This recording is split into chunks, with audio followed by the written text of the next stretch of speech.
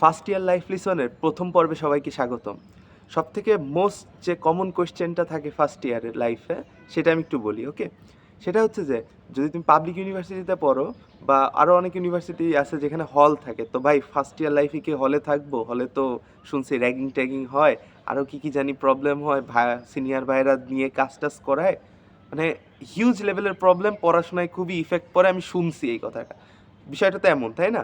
তো এটা একটু ক্লিয়ার করি।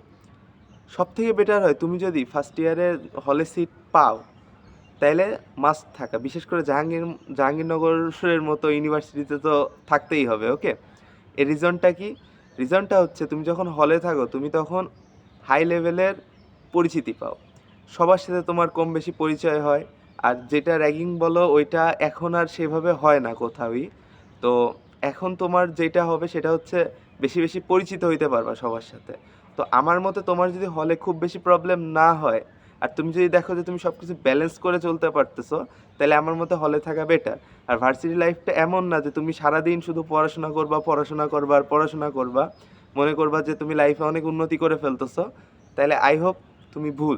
কিছু কিছু ক্ষেত্রে ঠিক আছে, যাদের মানে অনেক হাই লেভেল অ্যাম্বিশন তাদের কথা আলাদা, ঠিক আছে? বাট যারা আসলে সব কিছু ব্যালেন্স করে চলতে চায় বা সেরকম কর্পোরেট লাইফে যাইতে চায়, তাদের ক্ষেত্রে আমি মনে করি কমিউনিকেশনটা খুবই ইম্পর্টেন্ট। তোমার হচ্ছে শুধু যে সিনিয়ররা কাজে লাগবে এমন কোনো বিষয় না, সবার সাথে কমিউনিকেশন রাখাটা ইম্পর্টেন্ট। কখন কে কীভাবে কাজে লাগিয়ে যাইতে পারে আমরা কিন্তু জানি না, ওকে? তো আমার পার্সোনাল সাজেশন থাকবে হলে থাকা। খুব যদি সমস্যা হয় যে তোমার অ্যাম্বিশনের সাথে মিলতেছে না, তোমার আশেপাশের সার্কেলটা মিলতেছে না, সেক্ষেত্রে আমি বলবো ওকে তুমি বাইরে বাসা ভাড়া নিয়ে থাকতে পারো। I hope you understand. যদি তোমার কোনো কোয়েশ্চেন থাকে তুমি কমেন্টে করতে পারো। আল্লাহ হাফিজ।